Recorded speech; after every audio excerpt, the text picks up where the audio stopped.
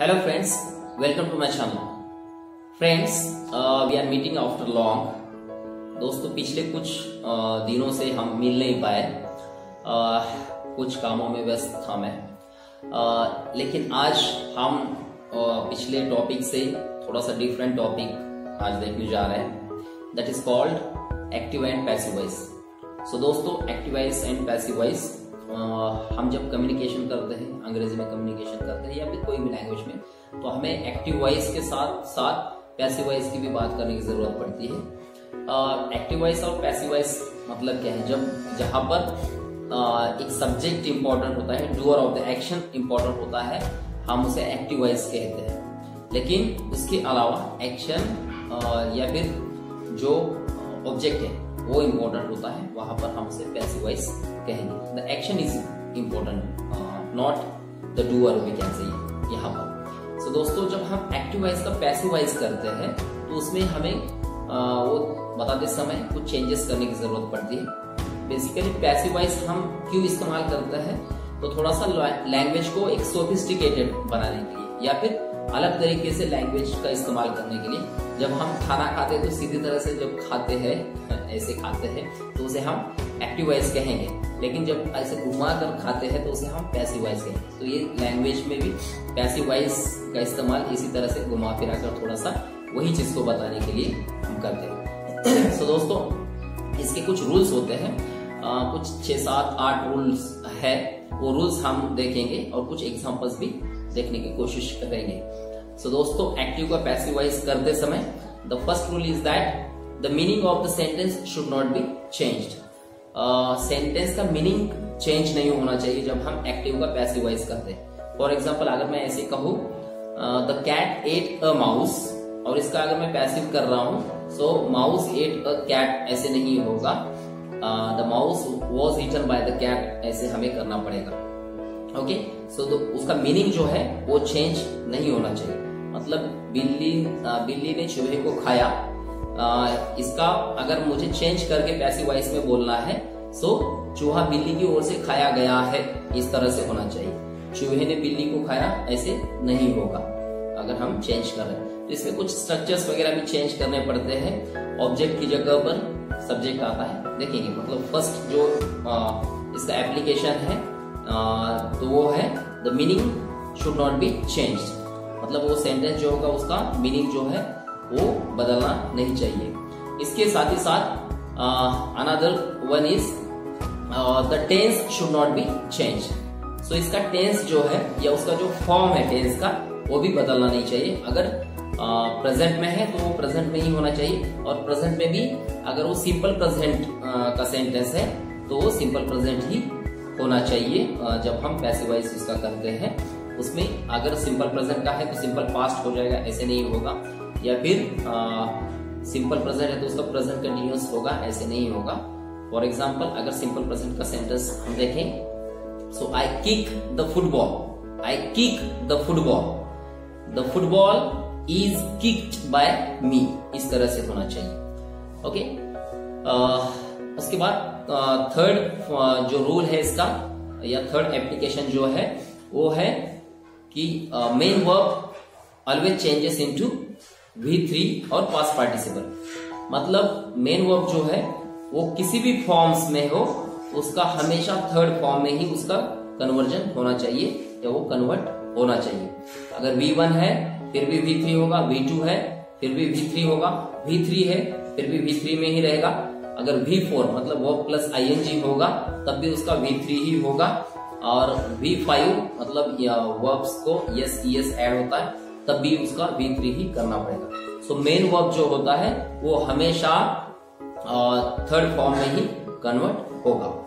इसके अलावा fourth rule जो है, देयर मस्ट बी ऑब्जेक्ट और verb must be in transitive form. मतलब वर्ब और वो भी रिसीवर ऑफ द एक्शन होना चाहिए. ट्रांजिटिव वर्ब मतलब जिसमें एक्शन ऑब्जेक्ट पर पास होती है. जैसे कि मैंने अभी कहा कि आई किक द फुटबॉल, मतलब फुटबॉल ये ऑब्जेक्ट भी होना चाहिए जो एक्शन को रिसीव कर रहा है, और किक ये जो वर्ब है उसकी एक्शन पास हो रही है फुटबॉल पर. तो एक्चुअली ट्रांजिटिव वर्ब चाहिए या फिर ऐसे नहीं होना चाहिए कि आई जम्प अगर मैंने कहा, या फिर आई लव माई सेल्फ अगर ऐसा कहा, तो यहाँ पर एक्शन जो है वो पास नहीं हो रही है किसी ऑब्जेक्ट के ऊपर। सो ट्रांजिटिव वर्ब भी चाहिए और वहां पर ऑब्जेक्ट भी चाहिए। Okay, then another rule is B form helps to maintain the time और टेंस। सो हमेशा बी फॉर्म की जरूरत पड़ती है हमें पैसिव वॉइस करते समय। तो बी फॉर्म में एम इज आर प्रेजेंट में आएंगे, वॉज वर पास्ट में आएंगे, देन पास्ट में अगर प्रेजेंट पास्ट में उस फॉर्म को मेंटेन करना है तो कहीं पर बीन ऐसा वर्ड भी आएगा। फ्यूचर में है तो विल शाल के साथ बी हमें यूज करना पड़ेगा।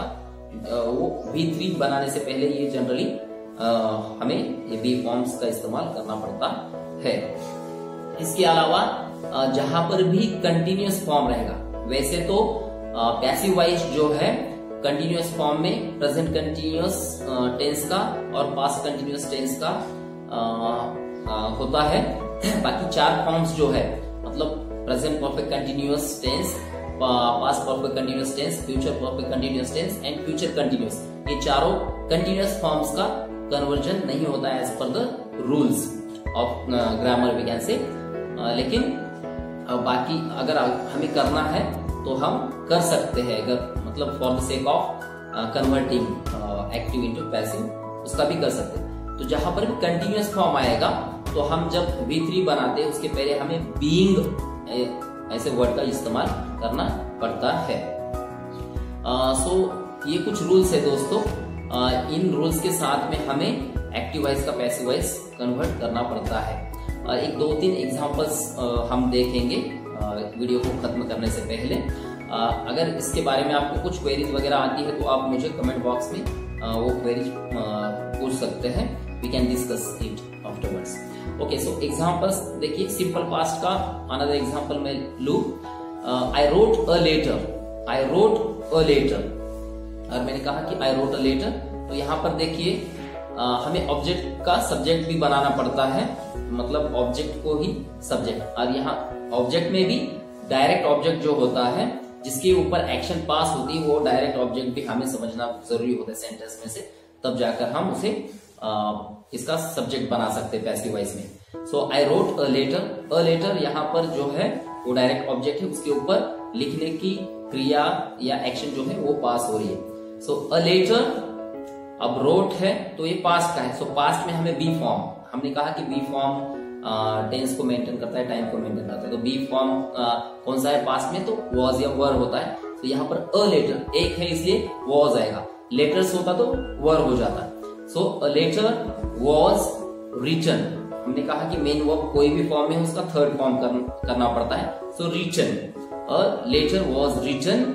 अब किसने लिखा है तो उसके पहले हमें बाय का इस्तेमाल करना पड़ता है, और प्रोनाउंस अगर हो तो अकॉर्डिंगली चेंज हो। सो आई रोट अ लेटर का, so a letter was written by me, इसकी ओर से। कभी कभी अ लेटर वॉज रिटन इतना भी इनफ होता है, वहां पर डूअर एक्शन करने वाला उतना इम्पोर्टेंट नहीं होता है, तो अ लेटर वॉज रिटन यहाँ तक भी हम बोलकर रुक सकते हैं। But a letter was written by me यहाँ पर होना चाहिए। She has spoken a sentence. She has spoken a sentence. So अब a sentence subject बन जाएगा, a sentence has been spoken by her, इस तरह से उसका हो जाएगा। Then another example, they are writing a novel. They are writing a novel. So a novel is being written by them, इस तरह से ये कन्वर्जन हो जाएगा। सो दोस्तों आज के लिए इतना ही। एक्टिव वॉइस पैसिव वॉइस में जो पैसिव वॉइस कन्वर्जन करना पड़ता है उसके कुछ रूल्स हमने देखे। So accordingly you can learn about it. अगर आपकी कोई भी क्वेरी है तो आप कमेंट बॉक्स में कर सकते हैं।